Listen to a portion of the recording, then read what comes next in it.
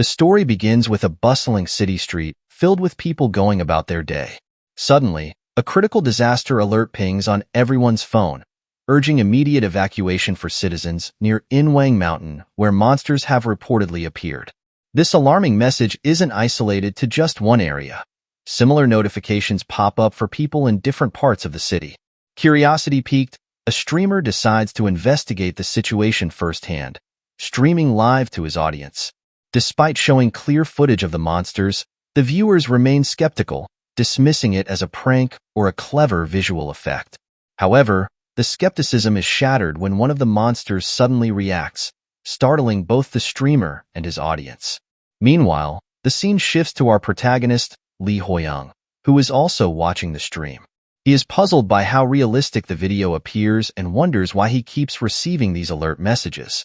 Lee is skeptical about the monster sightings, attributing them to the recent surge in fake videos circulating online.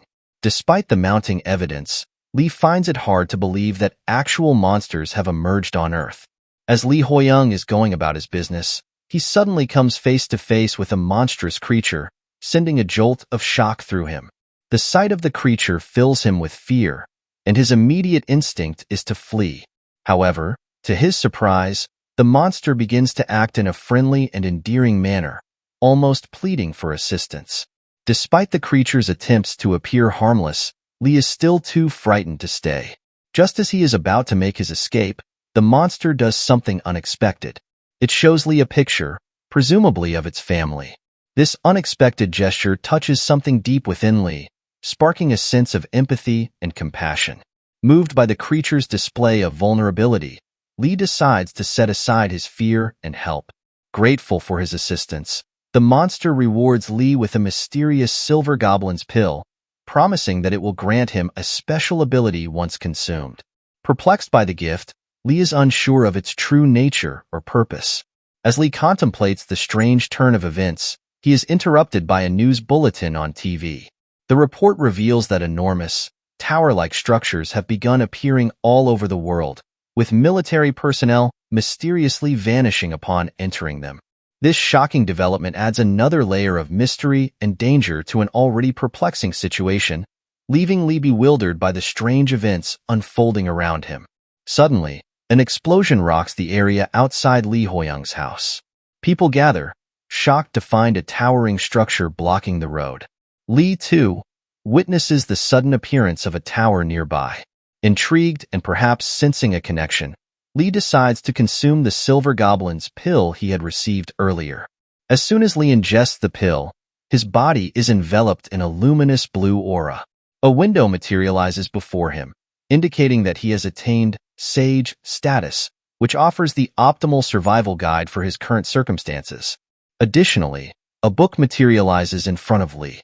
Upon opening the book, another window appears, informing Lee that the door to the end of days is set to open in 15 days. He is given a quest to enhance his strength, cardio, and kendo skills. Determined to prepare for the impending challenge, Lee follows the guide's recommendations diligently. Each day, Lee embarks on a rigorous training regimen. Mornings consist of a 10-kilometer run, followed by kendo practice in the afternoon and weight training at night. After diligently adhering to his daily routine for 14 days, Lee Hoyong made the decision to resign from his training regimen. His choice raised eyebrows, with someone even questioning his sanity. Despite the doubts of others, Lee remained steadfast, believing that people could think what they wanted about him. He was singularly focused on the looming end of days. As the countdown to the apocalyptic event reached its climax, Lee found himself abruptly transported to a dense forest. This unexpected turn of events left him bewildered, as it was not what he had anticipated. To his surprise, a sword materialized before him, and a mysterious window appeared, signaling the start of a new phase. The system launched into a tutorial, guiding Lee through the initial steps of this unknown game-like scenario. Following this, a notification indicated that an aptitude test had been conducted, and based on the results, Lee had been designated as a combat swordsman. This revelation opened up a detailed status window, presenting Lee with a wealth of information to digest and process. The sheer volume of data left him astonished, realizing that this new world held far more complexity than he had ever imagined. As Li Hoyong, at level 1, lifts the sword, a surge of excitement courses through him upon seeing his stats. He recognizes that this moment marks the true beginning of his journey. A window materializes, presenting him with two objectives: survive in the forest for 60 minutes or locate the exit and escape. Viewing this as a tutorial period designed to help him acclimate to the game's mechanics, Li contemplates his next move. Another window promptly appears, introducing the concept of the sage's status. This feature assures Li that it will provide him with the best strategies for survival in his current circumstances. The guide accompanying this status advises Li to utilize the entire 60-minute tutorial to dispatch as many monsters as possible. It warns against pursuing the second objective, suggesting that it may impede his progress. Li ponders the potential utility of the sage's status window in this early stage of his journey. Li Hoyong ponders the sage's status window, considering its directive for him to exercise as a prescient move by the system. He internalizes the guide's counsel, emphasizing the importance of hunting monsters and avoiding escape from the forest. As the tutorial commences, a level 1 raccoon monster emerges. Initially charmed by its appearance, Li is caught off guard when the raccoon transforms into a fierce aggressor, lunging at him. Li responds swiftly, dispatching the creature with a single, well-aimed strike of his blade. Victorious, Li gains experience points from the battle. Reflecting on the encounter, Li surmises that the ease of his victory likely stems from the raccoon being a tutorial creature. He calculates that each use of basic swordsmanship consumes 2 MP, and with only 10 MP at his disposal, he can employ this skill 5 more times. This realization underscores the importance of MP conservation as he continues his monster hunting endeavors. After dispatching the raccoon monsters one by one with his basic swordsmanship, Li Hoyong earns experience points, gradually honing his skills. With each triumphant battle, he inches closer to his goal, until finally, he ascends to level 2. The victory not only boosts his morale, but also restores his health and mana points to full capacity. A notification pops up, informing Li that he will receive points upon leveling up, which he can allocate to enhance his attributes. Currently, he has 2 points at his disposal. Excitement bubbles within him as he contemplates the possibilities for improvement. The timing of his level up couldn't have been better, as his mana was nearly depleted. However, his elation is short-lived as the window displaying his progress begins to fade away. In its place, a new window materializes, announcing the adjustment of his player level back to 1. As Li grapples with this sudden setback, another window appears, introducing the concept of the weight of knowledge. This revelation explains that due to possessing the sage's status window, Li will progress through levels at a slower pace compared to other players. This unexpected twist leaves Li reeling, realizing that there is a price to pay for the unique advantages granted by his status. Devastated by the loss of his hard-earned level, Li Hoyong is left bewildered, wondering when he will be able to level up again. However, his dismay turns to astonishment when he checks his stats and discovers that his stamina, strength, and other abilities have increased. Not only that, but he also has 2 points to allocate from leveling up. This revelation surprises him, leading him to consider that instead of being a setback, this could be an overpowered ability. This realization fills Li with happiness, knowing that despite the setback, he has gained something truly valuable. Li Hoyong continues his relentless pursuit of the raccoon monsters, determined to hone his skills and progress further. His efforts are rewarded as he levels up once again, only to have his level adjusted back to 1 shortly afterward. Despite this setback, Li notices that his stats and remaining points are still increasing steadily, providing him with a glimmer of hope and motivation. As he reflects on his progress, Li realizes that each level requires increasingly more experience to attain. However, he also acknowledges that with his current stats, it is more efficient for him to focus on improving his attributes than to solely pursue leveling up. With 4 choices available to enhance his stats, Li deliberates on the most beneficial path to take. While strength and agility would bolster his combat prowess, he recognizes that sensitivity is crucial for his current situation. Therefore, he decides to allocate his points to increase his sensitivity level by 4. Despite initially underestimating the raccoon monsters, Li finds them to be surprisingly manageable.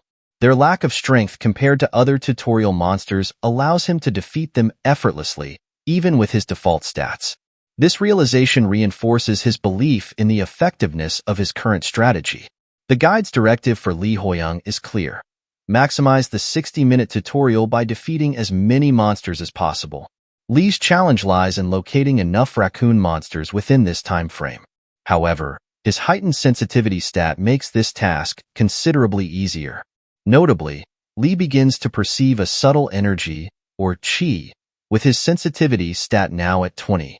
Unexpectedly, a notification declares that Li has successfully vanquished all the monsters, triggering the activation of a hidden quest.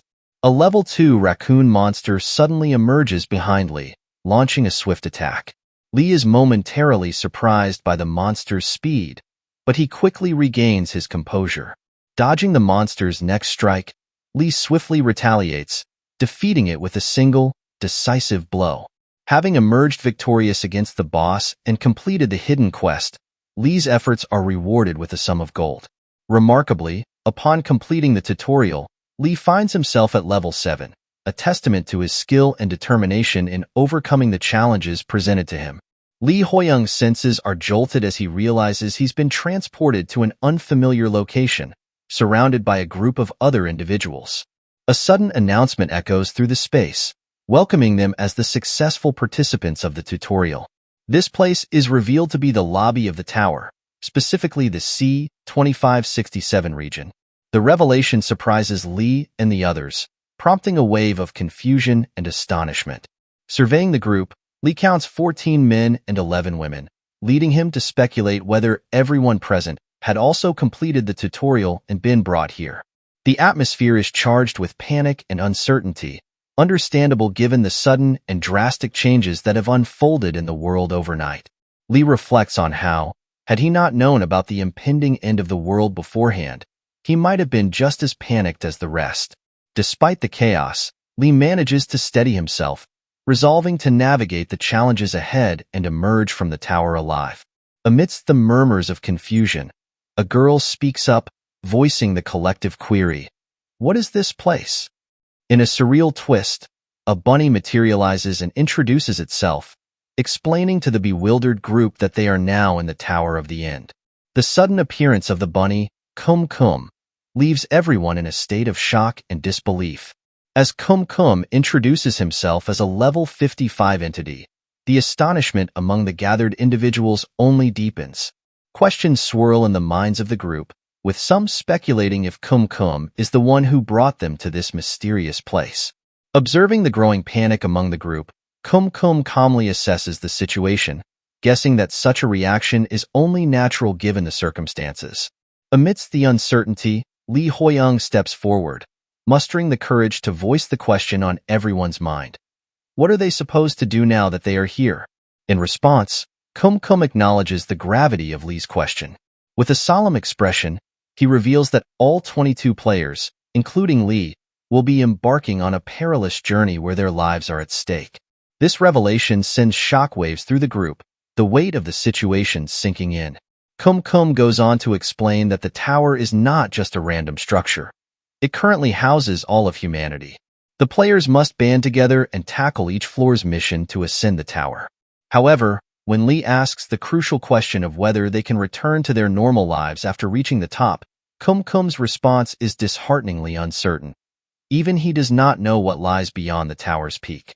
Li Hoyong, seeking clarity, questions Kum Kum about the purpose behind scaling the tower's heights. Kum Kum responds with a philosophical query, questioning the need to seek meaning in every endeavor. He then delivers a sobering message, stating that those who fail to ascend will be eliminated. Adding to the gravity of the situation, Kum Kum reveals that a significant number of individuals were already eliminated during the tutorial phase. This revelation stuns Li, prompting him to reflect on his previous oversight. While he understood the tutorial nature of their earlier experiences, he realizes that many may have struggled to even complete that initial stage. Kum Kum, sensing the tension in the air, poses a bold challenge to the group. He asks if anyone is brave enough to attempt to defeat him, stating that his defeat is necessary for them to return home. To sweeten the deal, He mentions a special reward for the one who manages to achieve this feat despite Kumkum's seemingly unassuming appearance. Lee sees through the facade. He recognizes the danger in underestimating a level 55 opponent, acknowledging that he stands no chance in a direct confrontation. Lee Hoyong, faced with a perplexing dilemma, decides to adopt a cautious approach and observe the unfolding events. However, his contemplation is abruptly interrupted by the appearance of a window, bearing a directive from the guide to assist the lower floor manager, Kumkum, in returning home. Puzzled by this unexpected instruction, Lee ponders its implications. Could it mean that he is supposed to attack the seemingly harmless rabbit? Despite his reservations, Lee considers that following the guide's instructions has always proven beneficial in the past. However, the current situation raises doubts in his mind. He wonders if obeying the guide's directive, which seems suspicious given the circumstances, is truly the right course of action. As Lee wrestles with these conflicting thoughts, another individual bravely steps forward, volunteering to confront Kumkum. Determined to take matters into his own hands, the man launches an attack. However, his bravado quickly turns to shock as Kumkum transforms into a ferocious beast and effortlessly incapacitates him with a single devastating blow. The sudden and brutal display of power sends shockwaves through the group, triggering a panicked scramble for safety. Amidst the chaos, Lee finds himself at a loss for what to do next. The guide's persistent instructions to assist Kumkum now seem increasingly dubious, prompting Lee to question the guide's intentions for the first time. Suddenly, the sage's status window is triggered, revealing two abilities. The first is the sage's eye, which allows Lee Hoyong to view the status windows of others. The second is the guide, which will be sent to Lee at a later time. Surprised by this new revelation, Lee wonders why these abilities are manifesting all of a sudden. As Lee examines Kumkum through the sage's eye, he realizes the truth. With a smirk, he declares his intention to fight Kumkum. Confident that the guide was not deceiving him, Lee prepares for the confrontation. However, his decision is met with concern from a woman who warns him of the danger. Other participants join her in trying to dissuade Lee from the duel. Despite the warnings, Lee reassures them that he has a plan. As the duel commences, Kumkum wastes no time and strikes Lee with full force. Lee braces himself for the impact, determined to face the challenge head-on. Lee Hoyong is puzzled by Kumkum's statement, as he is certain there are 25 people in the room, not 24 as Kumkum claimed. Initially, Lee considers it a simple mistake, but he soon realizes the truth. The horror of facing a level 55 monster and the fear that it could eliminate a participant were intentional. Kumkum intentionally stated the wrong number because there are only 24 actual people present. The 25th person was a hologram created by Kumkum. Furthermore, Kumkum himself is a hologram with no actual stats. With this revelation, Lee swiftly defeats Kumkum, earning a stat point in the process. The revelation shocks everyone present, who had believed Kumkum to be real. A man named Kim Seong steps forward, commenting that it was a waste for Lee to have received the stat point. He claims that Lee was merely lucky, implying that had he realized Kumkum was a hologram, he would have taken action himself. Lee Hoyong confronts Kim Seong, seeking clarification on his comment about it being a waste. Kim Seong explains that Lee is still at level 1 despite completing the tutorial, suggesting that Lee either avoided hunting monsters or was too weak to defeat any. This revelation surprises Lee, prompting him to question whether Kim Seong's words are born out of arrogance or genuine concern.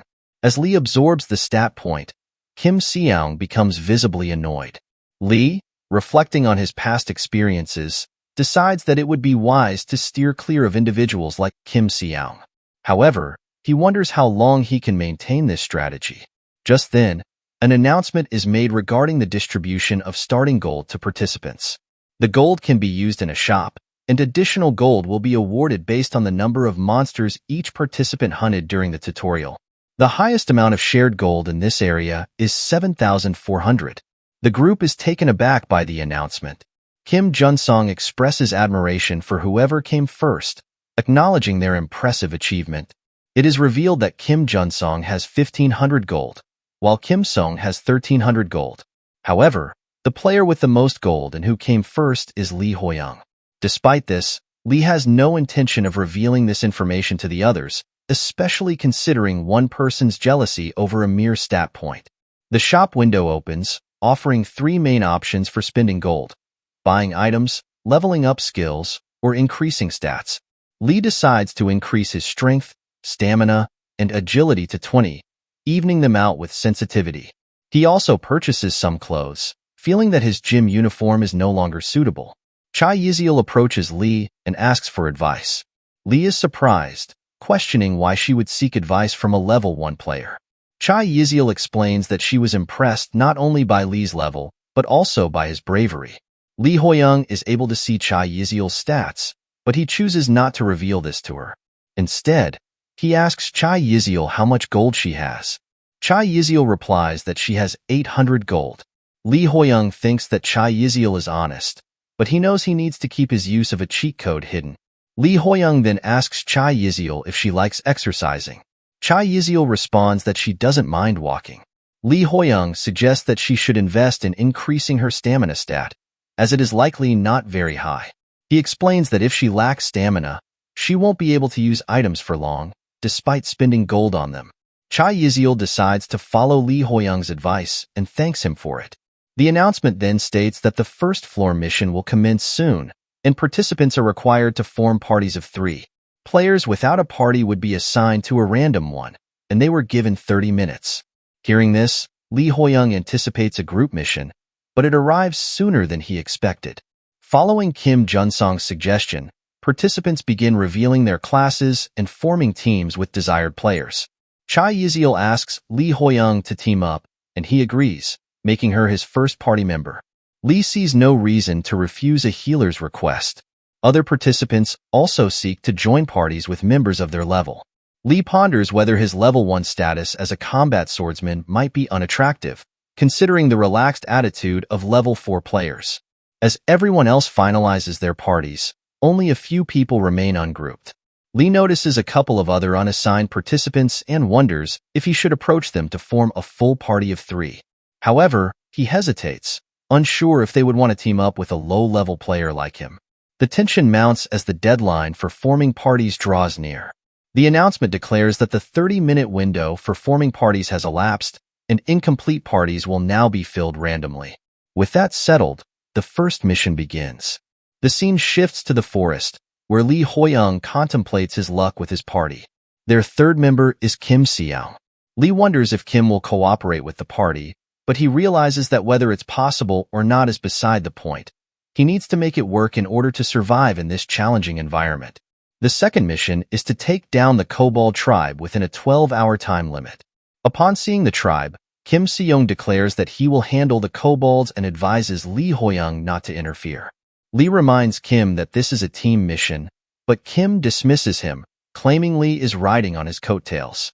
Lee retorts that he will indeed do so and observe Kim's skills. Deciding to follow Kim's lead for now, they proceed. Chai Yiziel worries if the team can complete the mission without any issues. As they advance, Kim becomes increasingly frustrated by the bugs in the area. Lee, noticing the abundance of bugs in the mountainous region, agrees. Chai Yiziel expresses concern about the strength of the kobold monsters, wondering if their team is strong enough to handle them. Lee reassures her, saying they'll find a way to succeed. Lee Hoyong tells Chai Yiziel that while there's a chance they're stronger than the raccoon monsters, they should still be cautious as the kobold monsters could be tougher. He reminds her that they are in the Tower of the End, so they need to be on guard. However, Lee is shocked to see that the kobolds are level 5 monsters, significantly stronger than the raccoon monsters. Chai Yiziel agrees, noting the obvious strength difference, and asks Lee what they should do next. Lee suggests they first scout the surroundings for more kobolds. But before they can act, Kim Seong unexpectedly jumps towards the kobold monsters and attacks.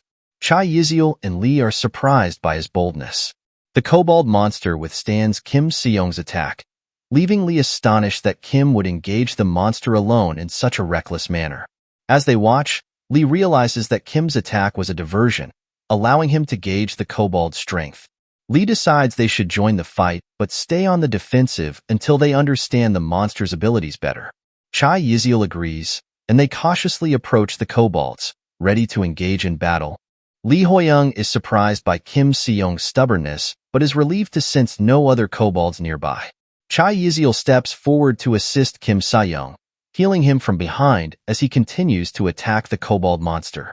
Lee Hoyong observes that the kobold is definitely a challenge worthy of their levels, but with Chai Yiziel's help, Kim Se-young might be able to defeat it alone. However, when Lee uses his Sage's Eye ability, he is shocked to see that their attacks are doing minimal damage compared to the monster's strength. He wonders if the monster has any weaknesses.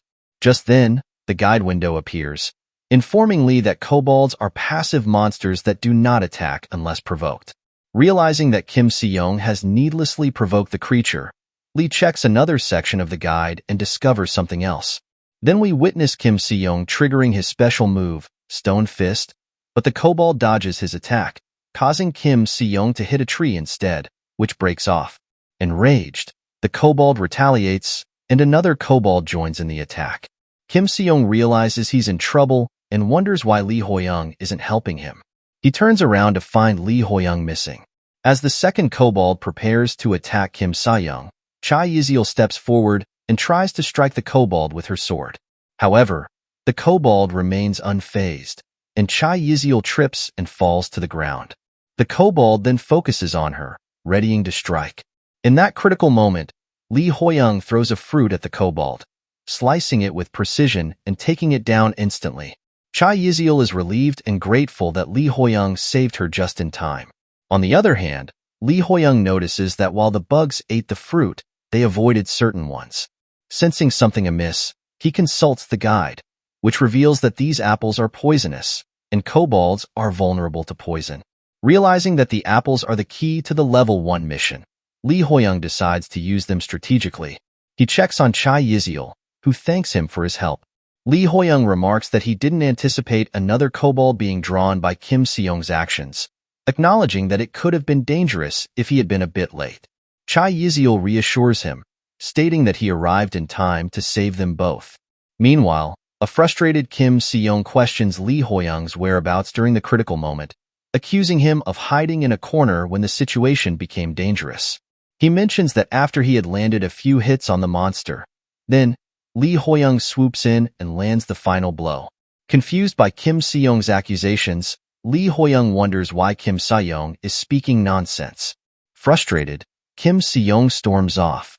Lee Hoyong watches him leave, thinking that Kim Se-young might be acting irrationally. The scene shifts to the kobold village, where Kim Se-young is once again facing the monsters alone.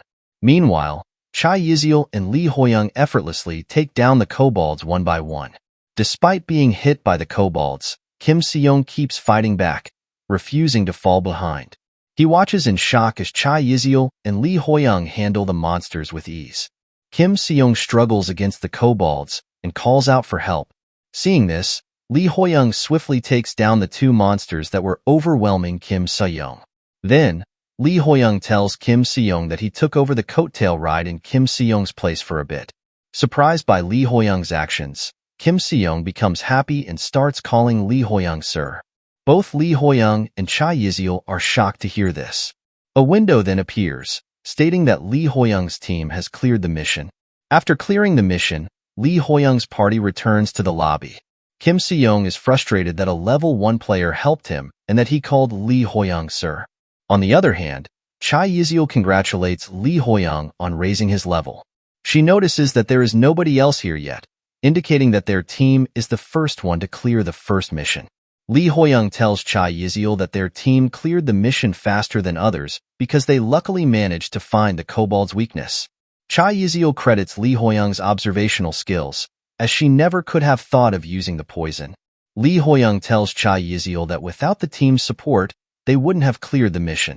However, he feels like a fraud. Meanwhile, the other parties are also returning. It's Kim Junsong and Seo Juno's party. Lee Hoyong thinks that they must have found the poisonous apples too. He wonders if the other parties will make it back safely. Another party arrives, but only 2 members have returned. Worried, Chai Yiziel asks about the third person. The girl from the party explains that only 2 members were able to make it back. An announcement follows, stating that the first level mission has been completed by all parties. Shocked, Chai Yiziel shouts that one person still hasn't arrived back yet. Another announcement reveals that a total of 6 parties returned alive, but 8 players have failed to return. Li Hoyong had expected that it would be hard for everyone to make it back. He wonders how many players will be eliminated before they reach the top of the tower. The system begins calculating results for the level 1 mission, announcing that the parties who made it out alive in one piece, and the party that cleared the first level first, will each receive 1,000 gold. It turns out that Li Hoyong receives 2,000 gold coins for both bonuses, which he feels is a bit lacking compared to the tutorial. However, gold is a kind of insurance for Li Hoyong's future survival, so he knows he must save as much as he can. While Li Hoyong is checking his stats window and thinking about survival, someone suddenly asks which party took first place. Li Hoyong hears it, thinks for a moment, and decides to reveal it this time. The second party already knows, so there's no point in hiding it. Just as he's about to speak, Seong interrupts arrogantly, declaring that it was their party who came first. Seong tells everyone not to feel bad since it was an obvious result. The other party members are shocked to hear that Seong's group supposedly finished first. Seeing their reactions, Seong acts like a delinquent, asking if they're upset because he took first place. One of the members quickly denies it, intimidated by his attitude. Li Hoyong, observing this, recalls how Seong had been defeated earlier by those kobolds. Still, he figures this situation might draw attention away from himself, or so he thinks. The others begin whispering about Li Hoyong, surprised that he managed to place first even though he's only level 2. A black-haired player glares at him angrily, claiming Li Hoyong got 2,000 gold for nothing. They all ask if he doesn't feel bad about that. Now, everyone's eyes are fixed on Li Hoyong, the level 2 player who completed the mission and ranked first. Hearing their chatter, Yiziel tries to explain that it was Li Hoyong who discovered the kobold's weakness to poison. However, Li Hoyong stops her, saying it's fine since they wouldn't listen anyway. Yiziel insists on telling the truth, but Li Hoyong replies that he'll have to show them. Yiziel doesn't understand what he means by that. Kim Junsong claps to regain everyone's attention, telling them to calm down and focus on survival. Junsong is level 8, with the class Archie, making him one of the highest level players in the region. Seo Juno clenches his fist and encourages everyone to stay strong. Juno, also level 8, is a combat swordsman, another top-tier class in the area. He reminds everyone that they must keep going for the sake of those who lost their lives. Their motivational words shift the mood. People stop panicking and begin to refocus. Just as hope returns, the blue flames on the torches suddenly turn a dark reddish-black, shocking everyone. The system displays multiple warnings, and the tension instantly rises again. Li Hoyong, too, is startled by what he sees. Then, a new announcement begins. The survival rate for Region C-2067's first level is below average, so a penalty mission will be activated. Panic spreads among the players as they hear this. The system informs them that the penalty mission will begin shortly. Li Hoyong wonders what the mission could be about. The system then declares that everyone must choose one candidate in their mind, and the player who receives the most votes will carry out the death mission. The timer for voting is set to 5 minutes. That's when everyone realizes that if they don't choose anyone, they'll automatically vote for themselves. It quickly becomes clear that being chosen here means certain death. Fear floods the group as time ticks down. Yiziel keeps her composure and tells everyone that if they simply wait and vote for themselves, no one will have to face the death mission. Some begin to understand her logic, but one guy argues that doing so might make everyone eligible instead. With only 2 minutes and 15 seconds left, the players grow increasingly anxious. The clock keeps ticking, down to 1 minute and 31 seconds, when suddenly, one of the players points at Li Hoyong, drawing everyone's attention toward him. It turns out that Juno has voted for Li Hoyong as the candidate for the penalty mission. Yiziel becomes extremely worried and saddened after seeing this and shouts that it is too cruel. Juno is speechless, realizing that his vote is being displayed above Li Hoyong's head. Someone suddenly yells that no one ever said the voting would be anonymous. Juno apologizes to Li Hoyong, but explains that choosing someone was necessary. Li Hoyong remains silent for a moment, then finally breaks the silence, saying that he did expect this outcome given the atmosphere, but he is still taken aback. He admits that he doesn't want to die, After all, Yiziel insists that it's not too late. If everyone votes for themselves and Li Hoyong votes for Juno, it might work out. But Li Hoyong shakes his head, replying that it won't work, claiming that Liu Jiqiel had a point. They don't know whether that plan will succeed or not. The trust among them has already been broken. As time ticks away, the votes above Li Hoyong's head increase one by one. With only 12 seconds left, Li Hoyong realizes there must be several reasons behind it, but the biggest one is that he's a low-level player. They've lost the very notion of a society where the strong should protect the weak. Yiziel grows furious at everyone present, calling them cruel and asking how they can do such a thing. The crowd's minds are in chaos. They shout back at her, asking what else they were supposed to do. If they hadn't voted, they would have died instead. The group begins revealing their true nature. One of the girls comments that Li Hoyong would have died anyway, given his level. Masks fall, and people expose their real selves. As the final moments approach, Seong smirks, apologizes mockingly to Li Hoyong, and votes for him too. It is a cruel reminder that the end of the world truly has come. The timer runs out, and the system announces that all votes have been cast. A portal to the death mission begins to open. Li Hoyong stands before it, leaving everyone wondering if what they're seeing is real. Yiziel bursts into tears as she watches Li Hoyong walk towards the portal. Meanwhile, while Seong laughs, saying that if Li Hoyong is gone, his problems are solved, calling himself a genius. With faces of guilt and relief behind him, he has no choice but to climb his own Calvary, except that at the top of it lies not death, but an opportunity for him to grow even stronger. The guide informs Li Hoyong that participating in the death mission is recommended, claiming that he has a high chance of success and that a satisfactory reward awaits him. Li Hoyong steps into the portal with a calm smile on his face. In the dungeon, everyone is waiting anxiously. Seong and Yiziel are sitting together when Junsong approaches Yiziel, asking if she is feeling all right. Though their time together was short, they were still companions who watched each other's backs, so Junsong feels regretful about parting ways like this. Hearing that, Seong, acting arrogantly as usual, remarks that Li Hoyong got what he deserved. Junsong frowns and asks what that's supposed to mean. Seong replies smugly, asking if Junsong can't tell from Li Hoyong's level that all he did was try to benefit from Seong's strength while Seong carried the group. Yiziel finds his words absurd and asks what he's trying to say, realizing that it was Li Hoyong's abilities that actually got them through the mission. Seong becomes uneasy hearing that and retorts that Li Hoyong simply got lucky with his scheming and only delivered the final blow after Seong had weakened the enemy. Yiziel looks confused and asks if Seong is sure Li Hoyong didn't save him from near death. Hearing that, Seong remembers how Li Hoyong quickly defeated several kobolds, which makes him wonder if Li Hoyong has a skill that allows him to disguise his level. Seong tries to convince himself that Li Hoyong won't make it back alive. Junsong then shares his personal opinion, saying he hopes Li Hoyong is truly as capable as Yiziel believes because, if that's the case, Li Hoyong might at least have a small chance of returning. Yiziel suddenly recalls when Li Hoyong told her that he would let everyone see the truth with their own eyes. Thinking about it brings tears to her eyes, but she quickly wipes them away, clenches her fists, and tells Junsong that she believes Li Hoyong will return safely. Junsong smiles upon hearing that and agrees with her. Meanwhile, inside the portal, Li Hoyong finds himself back in the kobold village from before. As he walks, he glances at his stats window and smiles.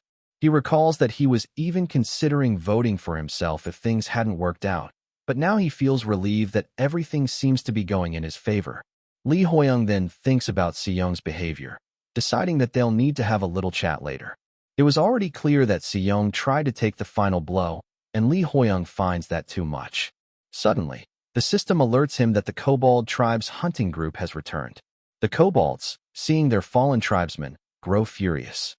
The system announces the start of the death mission and instructs Li Hoyong to defeat the chieftain and the enraged hunting group. The boss of the mission roars, and the hunting group charges toward Li Hoyong. He immediately realizes that this is a boss-level monster encounter in a death mission. The guide displays information confirming that the kobold chieftain is the dungeon's boss monster and that it's a level 12 enemy. Like other kobolds, the chieftain is weak to poison. Reading this, Li Hoyong decides to use the poisonous fruit he obtained earlier, coating his sword with it. He knows that facing a level 12 boss on top of other kobolds would be nearly impossible for most people. However, Li Hoyong is not like others. As the kobolds attack, he dodges swiftly and activates his level 2 basic swordsmanship skill, taking them down one by one. After eliminating all the low-level kobolds, he takes a deep breath. Only the dungeon boss remains. Determined to see how powerful a death mission boss really is, Li Hoyong charges forward and attacks. The boss blocks the strike, surprising Li Hoyong, who quickly adjusts to reduce the impact. He's impressed that a monster could possess such combat instincts and acknowledges that this boss truly deserves its title. Then, unexpectedly, the boss monster begins to retreat. Li Hoyong chases after it, striking repeatedly and mocking it, wondering how it can call itself a boss monster. The creature's HP keeps dropping rapidly, and Li Hoyong realizes that it'll be over soon. He even wonders if this is some sort of bonus stage, one that anyone who made it this far could easily clear. Well, it turns out to be good for Li Hoyong. He strikes the boss monster again, but is shocked to see that the creature's skin has suddenly hardened. Seeing this, Li Hoyong wonders what is happening all of a sudden. Li Hoyong follows its gaze and notices the crimson moon above. The boss monster's eyes turn red, and it immediately launches a counterattack against Li Hoyong. The scene shifts to Hoyong, who arrogantly declares that he will carry everyone for the rest of the floor since there's nothing they can do about someone who's already gone. Junsong and Yiziel ignore him, Junsong deep in thought, while Yiziel silently prays for Li Hoyong's safety. Hoyong lets out a scoff and asks Yiziel if she even understands what death means, claiming that it's obvious Li Hoyong is already gone. He questions why she's praying for him, sarcastically asking if she's praying for Li Hoyong to rest in peace. Hearing this, Yiziel starts crying and tells Hoyong to have some conscience, even in a world like this. Hoyong is startled by her reaction. Yiziel continues, asking what he would do if Li Hoyong were to return safely. Hoyong snaps back, mocking the idea that Li Hoyong could possibly come back alive. Everyone around them watches the argument unfold, until suddenly, the same portal from before reopens, stunning everyone. Li Hoyong steps out of it, leaving Junsong and Juno in shock.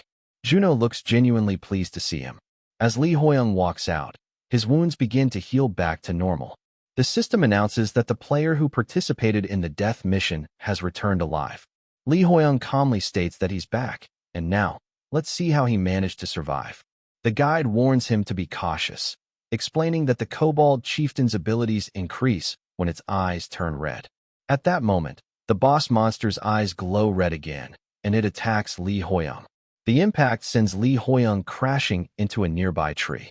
He sits down, clutching his wound. The boss monster's health has dropped to 27%, but it's charging toward him again. Li Hoyong knows he needs just one decisive hit, yet no plan comes to mind. As the monster's attack nears, he reacts instinctively and dodges. The blow slams into the tree, leaving a massive hole. Seeing this, Li Hoyong is astonished. Then, an idea strikes him. He recalls that while a sword may not break through a wall, a nail can break it. He realizes he may have subconsciously thought of a sword only. With that thought, he decides to try something new. The boss monster charges toward him again. This time, Li Hoyong plans to use the monster's own momentum against it, adding his full body weight to the counter. The creature leaps into the air to strike, and Li Hoyong focuses all his power into a single point, driving his sword through the monster's shoulder. He's thrilled to see that it worked, and confirms that he has cleared the death mission. Back in the safe room, Yiziel sees Li Hoyong and immediately runs toward him, crying tears of joy as she says she knew he would return. But before she can reach him, she's suddenly blocked and tumbles to the ground, because Hoyong, terrified yet overjoyed, rushes to hug Li Hoyong first, saying he always had faith that Li Hoyong would make it back, and even calls him Big Brother. Hoyong nervously laughs, saying there's no way a simple death mission could stop his big brother, Li Hoyong, who he calls the strongest in the universe. Li Hoyong becomes extremely angry with Hoyong and clenches his fist, wishing he could just teach him a lesson for his nonsense. Another player suddenly approaches Li Hoyong with his party. Li Bianchial asks if he truly cleared the death mission. Both Li Hoyong and Hoyong look at Bianchial, who continues by saying he's really glad that Li Hoyong is safe, but if he did clear the mission, then he must have gained a large amount of experience. So, why hasn't his level changed? Hearing that, everyone around starts murmuring, wondering about it. Some assume it might be like the time with the rabbit mod and think it's nothing significant. Li Hoyong stays silent, thinking to himself that he thought he'd grown used to this kind of treatment, but the world always seems to want the weak to stay weak. He recalls the past, back in elementary school, when he topped the midterm exams. Instead of congratulating him, other students spread rumors that he had cheated. Back then, all Li Hoyong could do was tremble in fear as others laughed, claiming that there was no way a poor orphan could score the highest marks without even attending an academy. Now, the situation feels exactly the same. People use their narrow-minded reasoning to claim that Li Hoyong must have hidden somewhere and waited until the right time to appear, just like during the tutorial. Lies like these always seem believable to people who want to bring others down. They start belittling Li Hoyong, questioning what he could possibly do, saying he must have been hiding in a hole somewhere. It's as if they can't stand the idea of someone they once looked down on rising above them, so they try to crush him again. But Li Hoyong already understands that prejudiced people rarely change their views so easily. Still, he knows what he needs to do now.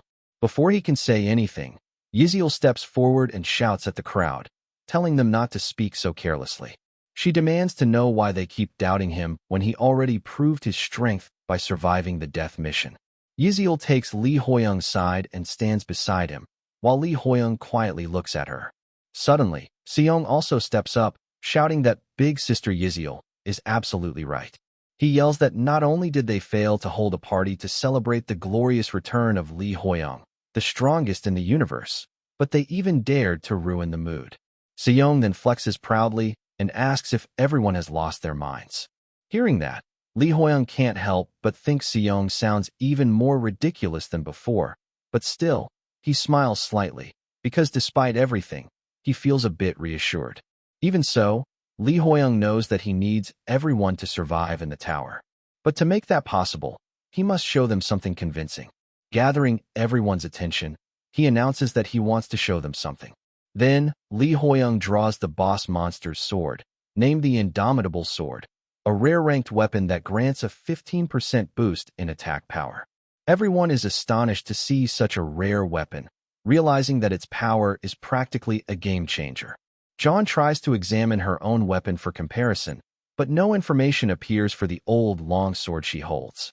Seeing this, Junsong joins the conversation, commenting that he's surprised Li Hoyong kept the poisonous fruit from before and praises him, just as Yiziel said, for being truly extraordinary. Yiziel beams with pride upon hearing that, while Li Hoyong modestly replies that he was just lucky. Junsong continues, explaining that such a valuable reward item is far more useful for survival than any amount of experience points. But the mention of survival makes Li Hoyong's tone change. He reminds everyone that they seem to have forgotten how they nearly drove him to his death. The atmosphere turns tense as everyone looks uneasy. Juno, unable to stay silent any longer, steps forward and tells Li Hoyong that he's right. Juno admits that while he justified it to himself at the time, thinking it couldn't be helped, in truth, it was nothing but selfishness. He thought it was fine as long as he wasn't the one who had to die. Even though everyone knew that voting for Li Hoyong, the lowest level player, was the same as targeting him, they still cast him into danger to save themselves. After saying that, Juno bows deeply and apologizes to Li Hoyong, tears falling as he says how truly glad he is that Li Hoyong came back alive. Li Hoyong silently watches as Juno apologizes, when suddenly Eunjin sighs and asks why Juno has to go that far. She argues that someone had to enter the portal anyway, and since Li Hoyong even returned with a rare item, everything turned out fine. Juno doesn't like her comment and glares at her angrily, shouting and asking if she doesn't feel even a shred of guilt. Smirking, Eunjin fires back, telling Juno that he's not in any position to say that when he was the first one to vote for Li Hoyong. Juno can't find any words to respond, but before the argument can continue, Li Hoyong steps in and tells everyone that the reason he brought this up wasn't to reprimand anyone. It was to make sure something like this never happens again. Li Hoyong explains that they must have realized it too during the death mission, the tower is trying to divide them. It provokes distrust among people, stirs conflict. That's why Li Hoyong believes that his return from the death mission is an opportunity, proof that their actions can defy the tower's intentions. Hearing that, Junsong asks Li Hoyong if he has a plan for the future. Li Hoyong replies that he intends to find a way for as many people as possible to survive and continue climbing the tower. They will keep moving higher and higher, and when they finally reach the top one day, they'll be able to reclaim their lives. Hearing his firm resolve fills everyone's hearts with a new light of hope, the hope of someday returning to their normal lives. Yiziel agrees and says that to achieve that, everyone must join hands. Li Hoyong nods in agreement, saying unity is the only way forward. Watching all this, Juno feels a warm sensation in his heart, realizing how generous and selfless Li Hoyong truly is. He regrets ever judging him over something as trivial as his level. Suddenly, Kum Kum appears in the tower again, announcing with a playful tone that it's quite unfortunate, because the new mission is a survival game. Everyone is startled to see Kum Kum return, wondering why he's back after leaving earlier. Some speculate that he might be there to give them points. Catching on to what Kum Kum said, Li Hoyong asks what he means by a survival mission. Kum Kum smiles, complimenting Li Hoyong for catching on quickly, and confirms that he's correct. The new mission for Level 2 will take place among the 15 players present. Everyone feels a chill run down their spine upon hearing that. Kum Kum continues explaining with a grin, it will be a battle royale. However, since it's still a low-level stage, it'll just be a mild version, so they shouldn't worry too much. Then he begins outlining the rules of the battle royale. Rule 1. In the Level 2 mission, there will be 16 players and 16 doppelgangers, making a total of 32 participants. Rule 2. The condition to clear the stage is simple: eliminate all the doppelgangers. These doppelgangers will not only share the same stats, but also the same memories as the players, making them formidable opponents. Rule 3. The most important one: there will be no reward for killing a doppelganger, but if a player kills another player, they will gain stat points in gold. In other words, this mission presents an opportunity for players to grow stronger and earn gold, but it's clear that the tower is trying to push them into fighting each other. The players are visibly disturbed, realizing that Kum Kum is essentially encouraging them to turn on one another. Then Kum Kum snaps his fingers and adds one final rule. Every 30 minutes without a single kill, everyone will be immediately summoned to the lobby and face a massive disaster. As he snaps his fingers, a glowing portal appears, and a huge green hand begins to emerge from it. The sight terrifies everyone present, and they start running in panic, shouting for help. Watching the enormous creature step forth, Li Hoyong realizes that the tower intends to force them into combat with a monster whose rank is completely unknown. The monster suddenly slams the ground, creating a massive hole. Seeing this, all the strength drains from Seong's legs, causing him to collapse in terror. Li Hoyong quickly saves Juno and Yiziel from being struck by the monster's attack. Lying on the ground, Li Hoyong thinks to himself that this monster truly is a disaster. The black-haired man trembles in fear, unable to accept what's happening. They barely survived the first floor, and now the tower expects them to fight something like this. People begin crying and shouting for help, because, of course, no one wants to die. Li Hoyong realizes the situation is turning dire as panic spreads among everyone. The monster charges at a young boy and throws a punch, but before it lands, Li Hoyong rushes in and rescues him. The boy thanks Li Hoyong, while Li Hoyong wonders what the monster is doing attacking them even though the second-floor mission hasn't officially begun yet. Then he notices Kum Kum, who is also pretending to be scared like everyone else.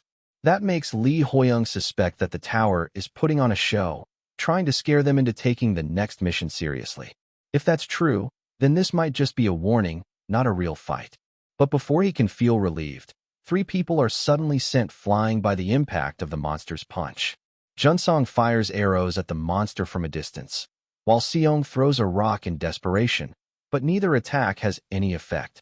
The monster's massive hand remains completely unharmed, leaving both of them terrified. Junsong yells that nothing is working, no matter how many arrows he shoots. Li Hoyong grows furious as he realizes that this isn't just for show. He begins to wonder if the monster truly intends to kill them. Yiziel, who has been using her healing magic to help the injured, calls out to Li Hoyong and says she's completely out of mana. That makes him even more worried. No one has died yet, but if this keeps up, that could change at any moment. The monster attacks again.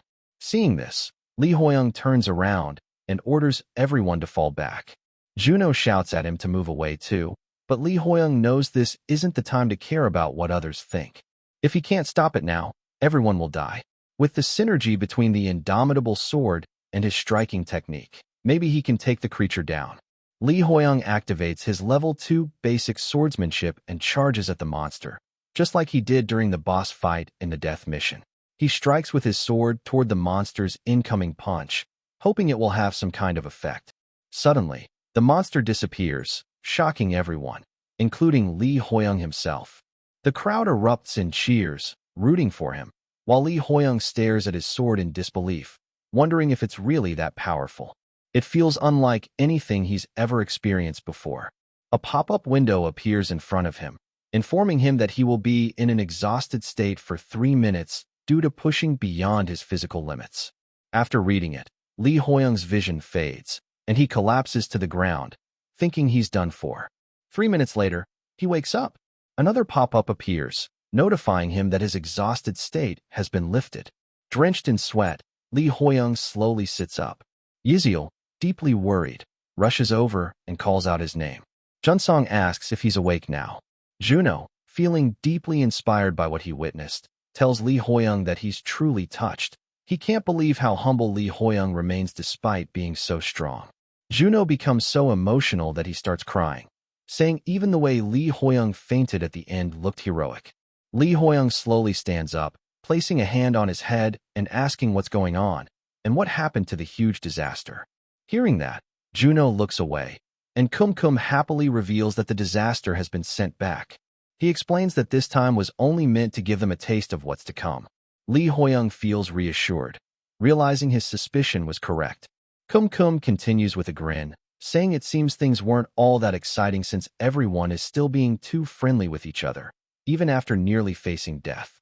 The fact that a kill must occur every 30 minutes means that even people standing right next to each other could become victims. This realization throws everyone into panic. After relaying the message, Kum opens a blue portal and says that since he has passed on the information, he will now take his leave. The portal closes behind him, leaving everyone silently staring in shock. Li Hoyong feels furious. It's so blatant what the tower intends to do. He wonders if there's really nothing they can do to change this outcome. Some time passes, and the group, especially the women, begin to panic, saying that if they can't find the doppelgangers, they'll be forced to fight each other. Jichiel shouts that they need to find a solution quickly. Someone suggests marking everyone so they can tell who's real, but another person reminds them that Kum said the doppelgangers share their memories as well, so the marks would be useless. As tension rises and no one can come up with an answer, Li Hoyong steps forward and says he has an idea. Yiziel asks what it is, and Li Hoyong stands up, declaring that during this mission, he alone will do the fighting. His words shock everyone. He continues, explaining that everyone else should stay still and gather at the highest point on the second floor. If anyone other than him attempts to attack or kill, that person can be considered a doppelganger, and they should all unite to defeat it. One of the players, on Secheng, whose class is Soldier and who is level 9, asks if that's really Li Hoyong's plan. Secheng, a former Special Forces member skilled in survival, listens carefully. Unjin, however, argues against the idea, saying that while they know Li Hoyong is talented despite being a lower level, there's no reason they should follow his orders so blindly. Hearing that, Li Hoyong calmly asks if everyone remembers what Kum said. Kum made it clear that there will be no reward for killing a doppelganger, but if a player kills another player, they will gain stat points and gold. That means the very people standing beside them might be tempted to attack. Li Hoyong explains that while the mission's instructions say to eliminate doppelgangers, what the tower truly wants is for them to turn on each other. But he refuses to play by the tower's rules anymore, and he believes his plan is the best way to prevent that. Unjin still objects, asking how this could possibly be the best solution. Suddenly, Junsong intervenes, raising his hand and saying that he agrees with Li Hoyong. He adds that this plan could definitely minimize the damage and casualties they suffer. But then he asks Li Hoyong if he has a method to tell who the real doppelgangers are. Li Hoyong smiles confidently, thinking to himself that, of course, he has a way to do it. The second floor mission begins, and the system announces the condition. Each player must make at least one kill within 30 minutes. There are currently 16 players and 16 doppelgangers. The scene shifts to Hoyong, who is walking arrogantly through the forest, muttering that he can't believe Li Hoyong asked everyone to just gather at the top and do nothing. Although Li Hoyong was the one who suggested it, Hoyong still finds it reckless, and he absolutely hates climbing mountains. Suddenly, Hoyong hears footsteps nearby and quickly hides behind a tree, activating his skill. It turns out to be Li Hoyong, who calls out, saying that Hoyong is too big to be hiding behind a tree. Hearing that familiar voice, Hoyong sighs in relief and happily steps out, glad that it's just his big brother, Li Hoyong. He begins to say that he was worried it might be a doppelganger. But before Hoyong can finish his sentence, Li Hoyong swiftly strikes him down with a single blow. The mission begins, and Li Hoyong stands in the forest, nervously looking at his stats window while reading the guide. The guide displays a message stating that the first player to reach a certain stat level and sensitivity will receive the skill Impeccable Senses as a reward for being the first to achieve that milestone. This skill can also help identify doppelgangers. Li Hoyong thinks to himself, this is it. He actually feels a little anxious after confidently claiming that he could distinguish between real players and doppelgangers. But this skill appears at the perfect time. Reading the description carefully, Li Hoyong starts using his gold to increase his stats, sweating as he wonders how many points he needs to allocate. The system notifies him that he is the first player to reach a stat level of 50 in sensitivity, and as a reward, he has obtained Impeccable Senses. Smiling, Li Hoyong opens his skill panel and reads that his 5 senses are now extremely heightened, allowing him to obtain detailed information about anyone within a certain radius. He finally got the skill after spending about half of his total gold. It feels as if his entire world has gained a new layer of perception, a sharper, more refined filter over reality. Li Hoyong feels amazed, but then he hears someone mumbling to themselves. Recognizing the voice, he focuses using his newly developed sixth sense to locate the source. He discovers it's Hoyong, complaining about being left behind at the top of the mountain with nothing to do. Li Hoyong smiles, pleased that he can hear Hoyong's voice so clearly even from 500 meters away. It seems Hoyong has a lot to grumble about. As Hoyong keeps walking, Li Hoyong suddenly smells an unbearable stench so strong that he covers his nose in disgust. It's then that he realizes, this isn't the real Hoyong. It's a doppelganger. Acting quickly, Li Hoyong follows it and eliminates the fake, prompting the system to announce to all players that a doppelganger has been defeated.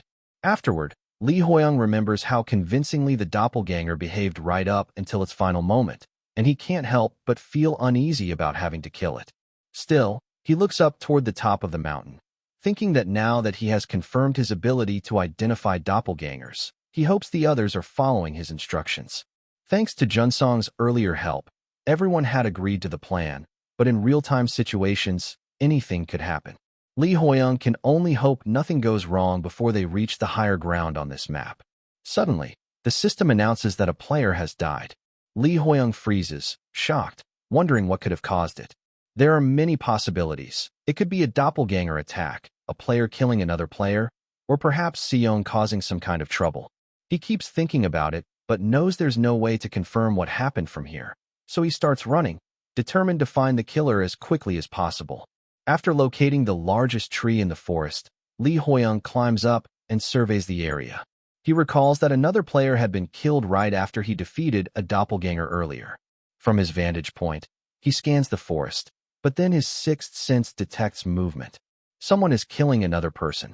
Li Hoyong's eyes widen in shock. Having found the killer, he immediately rushes toward the scene. The attacker turns out to be the doppelganger of Yongwu, who is level 5. Without hesitation, Li Hoyong defeats the doppelganger. Exhaling deeply, he reflects that he initially thought his own doppelganger might have been the culprit, but this situation was different from what he expected. Still, he's relieved that he stopped it before it could harm anyone else. Afterward, Li Hoyong prays for the fallen player, Li Byung-kyeol, hoping his soul rests in peace. But then, something about the scene feels off. Go Yong's weapon is a dull longsword, yet the wound on the victim doesn't match a sword strike. Li Hoyong realizes what kind of wound it must be, and just then, another doppelganger appears, preparing to attack him with a bow. The system issues another alert, announcing a new culprit. However, when Li Hoyong activates his sixth sense, he realizes something shocking. The supposed doppelganger is actually a real player, who then calls out, asking what's hiding behind the tree. Li Hoyong decides to reveal himself and looks at Junsong, who appears to have gotten hit by an arrow in his shoulder. Seeing that, Li Hoyong wonders if the arrow was fired by Junsong's own doppelganger. Li Hoyong starts walking toward him, asking if he's all right, but Junsong, looking seriously injured, tells him to stop where he is. He says that although he doesn't want to doubt Li Hoyong, he has no way of knowing who is a doppelganger, so Li Hoyong should keep a safe distance. Hearing that, Li Hoyong points his sword at the fallen doppelganger nearby and says that the one he just defeated was a doppelganger, which should be enough proof for Junsong to know who he truly is. Junsong exhales in relief, realizing that Li Hoyong is indeed human and not a doppelganger. He warns Li Hoyong to be careful of his own doppelganger before collapsing unconscious. Li Hoyong quickly rushes over, catching Junsong before he falls completely, and starts helping him walk. While moving through the forest, Junsong suddenly apologizes, saying that if he hadn't let his doppelganger escape earlier, the others wouldn't have died. He feels guilty for causing everyone trouble. Trembling, Junsong admits that the thought of another version of himself roaming around and hurting people is horrifying. Li Hoyong reassures him that it isn't his fault, reminding him that they are all victims of the tower's cruel system, and tells him to focus only on surviving and escaping. Suddenly, Juno and Yiziel appear.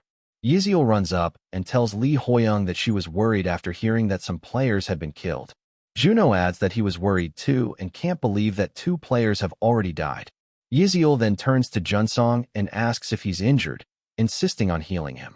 But before she can do so, Li Hoyong steps forward, warning Junsong to step back, because they are actually doppelgangers. Junsong looks shocked and asks if he's serious.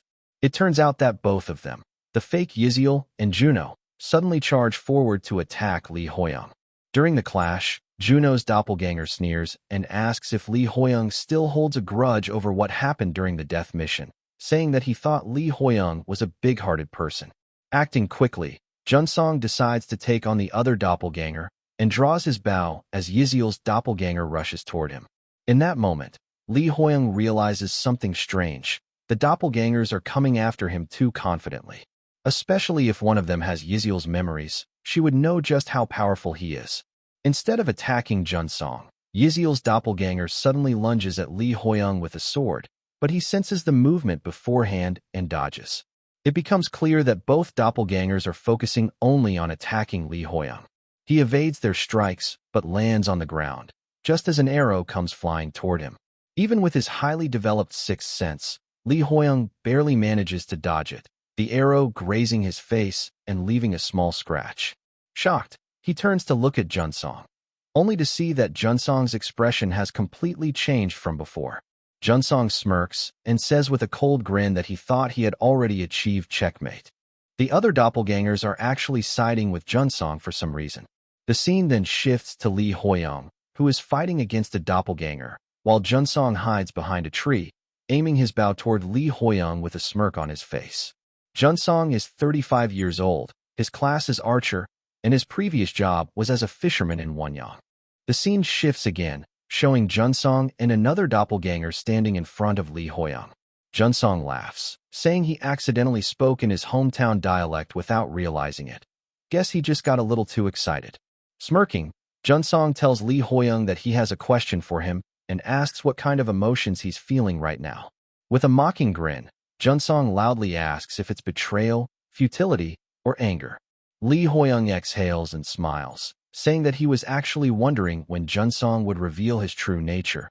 But it turns out Junsong is even more unhinged than he thought. Junsong looks confused, asking why Li Hoyong is speaking as if he already knew this betrayal would happen. Hearing that, Li Hoyong reveals that he can see other people's status windows, and when he checked Junsong's stats, he noticed they had increased significantly. Junsong's expression shifts, and he laughs, saying that Li Hoyong becomes more and more interesting as time goes by. He then asks if Li Hoyong has received the tower's favor, claiming that he would be quite jealous if that were true. Cutting to the point, Li Hoyong tells him to stop the small talk and demands to know why he's doing this. He asks if Junsong really wants gold and stats so badly that he'd go as far as killing others. Hearing that, Junsong replies that he doesn't need a reason. He continues, saying that in this twisted world, when he kills people, not only is there no punishment, but he actually gets rewarded. Laughing maniacally, Junsong fires an arrow toward Li Hoyong. Li Hoyong had initially thought that maybe Junsong had been forced into this situation, but he was wrong. Dodging the arrow, Li Hoyong charges at him. Realizing that Junsong had simply been wearing a mask all along, hiding his true nature for the right moment. In Li Hoyong's eyes, Junsong is nothing more than a dangerous psychopath. The two doppelgangers rush forward to attack Li Hoyong, while Junsong continues to attack from behind. Juno's doppelganger lunges first, but Li Hoyong leaps into the air, dodges, lands swiftly, and kicks Juno's doppelganger away. At that very moment, Junsong fires another arrow, but Li Hoyong breaks it with his sword, thinking Junsong is using the same trick again. However, another arrow follows immediately behind it. Li Hoyong reacts a split second too late, but still manages to dodge, the arrow grazing past and slamming into a tree, leaving a large hole. Now, another scratch appears on the other side of Li Hoyong's face.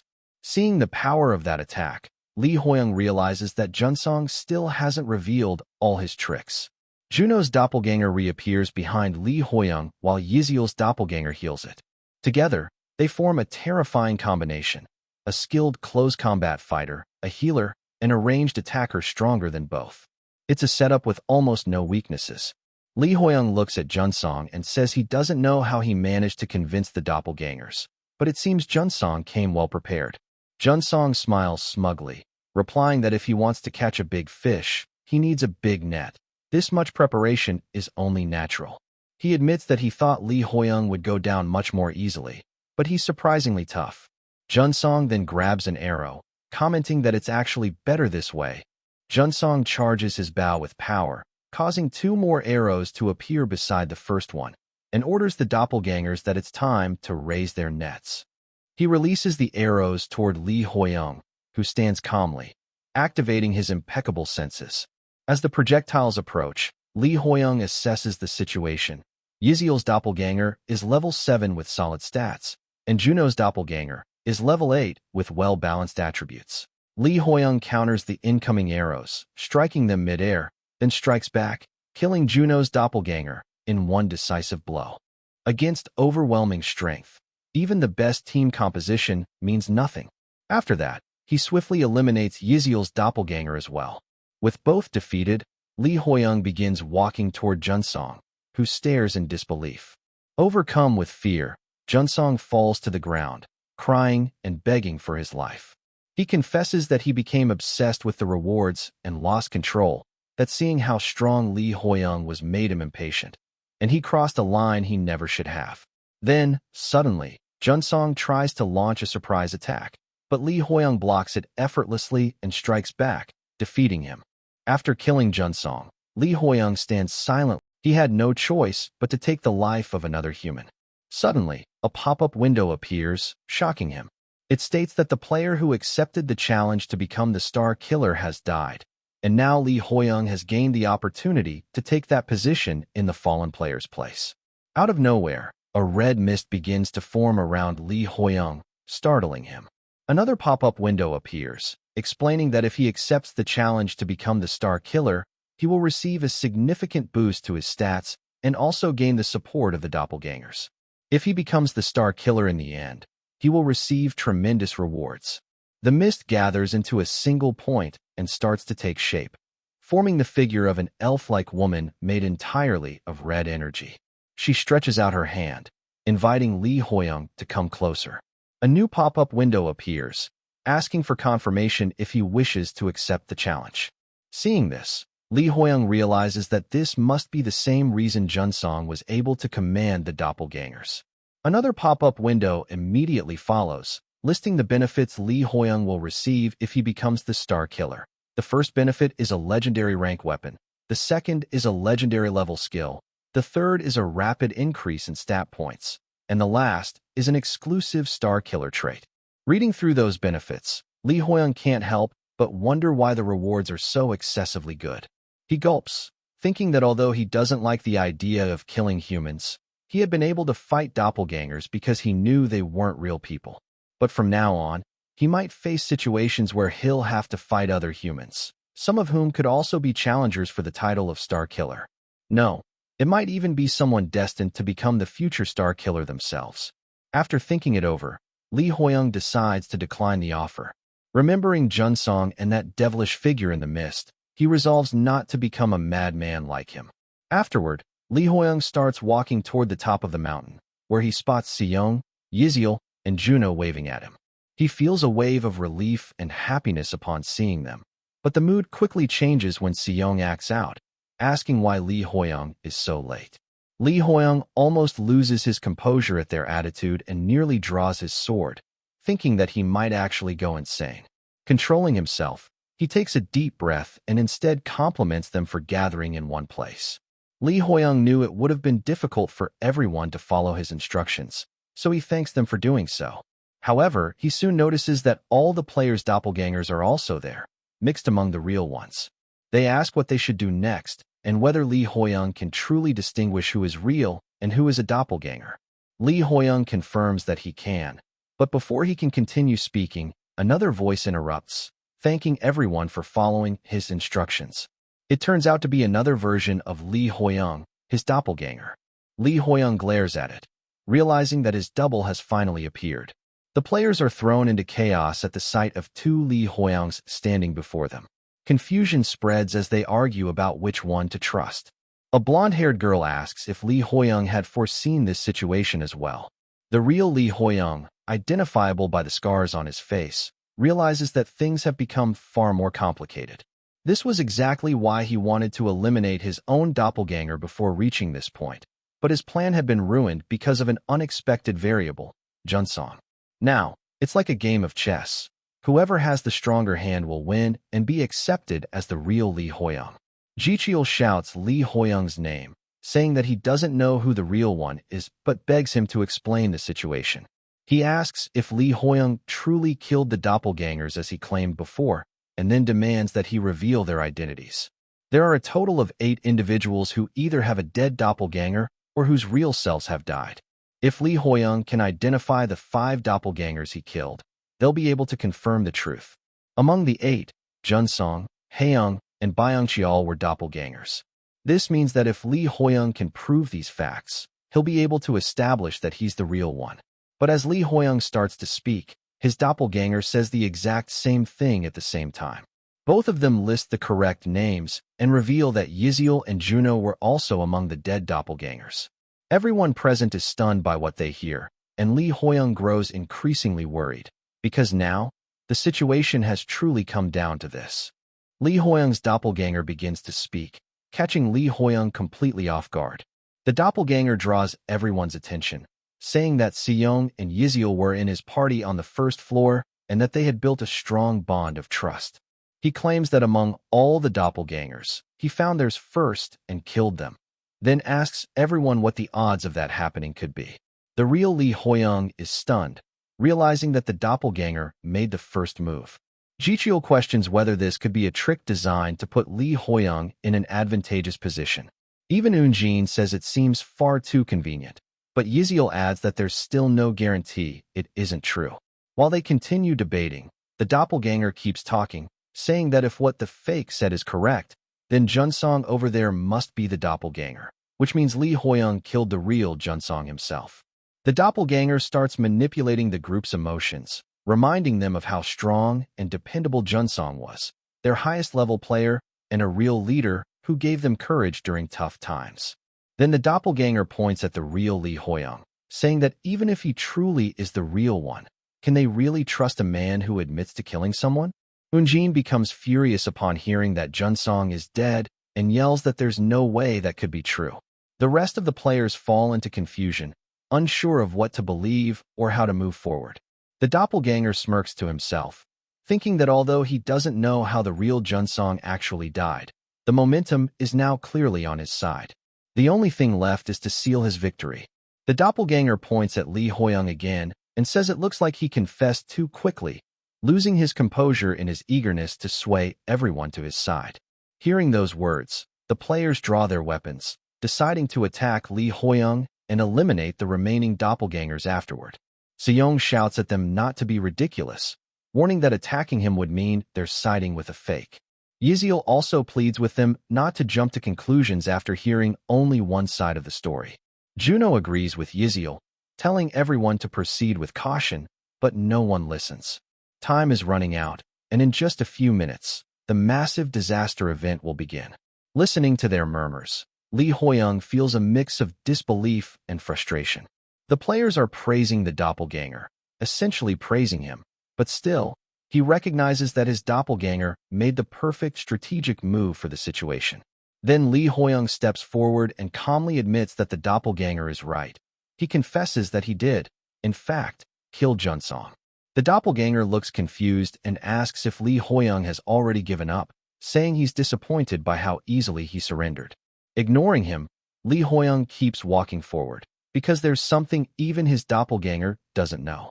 Drawing his sword, Li Hoyong explains that Junsong wasn't innocent, he had killed other players. With determination in his eyes, Li Hoyong attacks the doppelganger, declaring that Junsong was a traitor. After taking the hit, Junsong starts breathing heavily, which makes Eunjin extremely worried about him. Li Hoyong's doppelganger also draws his sword and shouts, asking if Hoyong is just doing whatever he wants now that he has nothing left to say. Juno pauses to think, and then asks what Li Hoyong meant by calling Junsong a traitor. He quickly realizes that if his assumption is correct, then the one who just struck Junsong must be the real Li Hoyong. The truth is that since Li Hoyong gathered everyone in one place, he already created a situation where the players hold the advantage, because whenever a doppelganger kills someone, its identity is revealed immediately. This means they can't kill recklessly. However, if Li Hoyong can identify who is a doppelganger, he could simply prove himself by killing one. But instead of doing that, he's claiming that Junsong is a traitor. So, Juno asks if Junsong really killed humans. The real Li Hoyong confirms it, revealing that Junsong was a demon who wore the mask of a good person, hiding his true nature and waiting for the right moment. Eunjin is furious and refuses to believe it. Thinking about how much Junsong cared for her, she becomes overwhelmed with anger and immediately charges at Li Hoyong. But the moment she turns her back, Junsong's doppelganger fires an arrow at her, striking her down. Eunjin gasps in shock and collapses to the ground. Right after that, the system announces that a player has died, shocking everyone, including the real Li Hoyong, who never expected Junsong's doppelganger to still have enough strength left to attack. Junsong's doppelganger starts laughing, saying that this is exactly the expression he wanted to see. Suddenly, Secheng emerges from the bushes where he was hiding and swiftly kills Junsong's doppelganger. After that, Secheng apologizes to the real Li Hoyong for doubting him and asks what they should do next.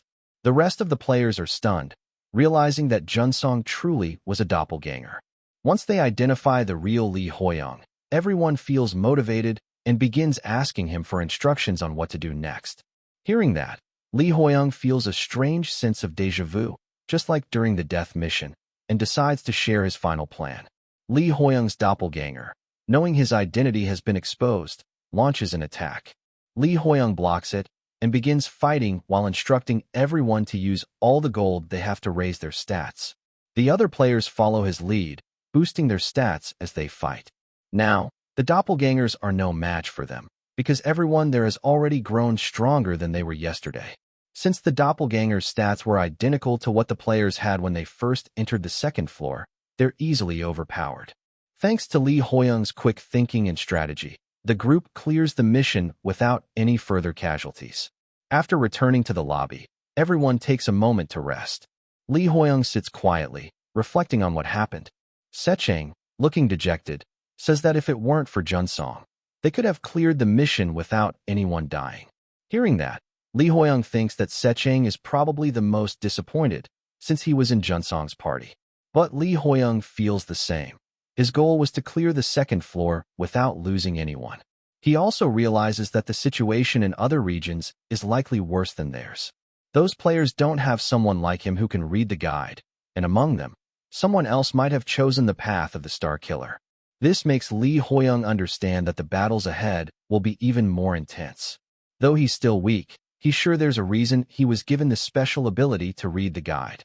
Li Hoyong knows that not everything he's experienced so far has been good, but as long as there are people who trust him, he'll do his best to save as many lives as possible. Suddenly, Secheng approaches Li Hoyong and thanks him, saying he survived only because of Li Hoyong's leadership. Li Hoyong humbly replies that it's thanks to everyone for following the plan. As more players gather around, Secheng comments that despite contributing the most, Li Hoyong is still only level 2. He speculates that Li Hoyong might have been given a special ability in exchange for his slower leveling speed. This observation startles Li Hoyong. He realizes that Secheng's cautiousness and decision-making abilities are remarkable, and that he'll likely become a great asset in the future. Then Secheng suddenly bows and sincerely apologizes for ever doubting or underestimating him. Seeing this, the other players also start apologizing one after another, which embarrasses Li Hoyong. He tells everyone there's no need to apologize. Seong bursts into laughter, saying the others are terrible at recognizing true potential, and proudly declares that he was the first to get on the Li Hoyong express train. Hearing that, Yiziel immediately interrupts, saying she was the first one to notice how extraordinary Li Hoyong truly is. Juno, tearing up, starts crying again and apologizes sincerely this time. Secheng then straightens up and says that he knows this might sound shameless after everything that's happened, but he wants Li Hoyong to lead them from now on. Li Hoyong is surprised by the suggestion, but then he smiles and agrees to take on the responsibility. Now, let's go back to 5 minutes before the mission was cleared. Even after defeating nearly all the doppelgangers, there was still one left. As everyone searched for the final one, Li Hoyong, who already knew its location, quietly walked toward the nearby bushes and killed the last remaining doppelganger of Secheng. And with that, they finally completed the mission.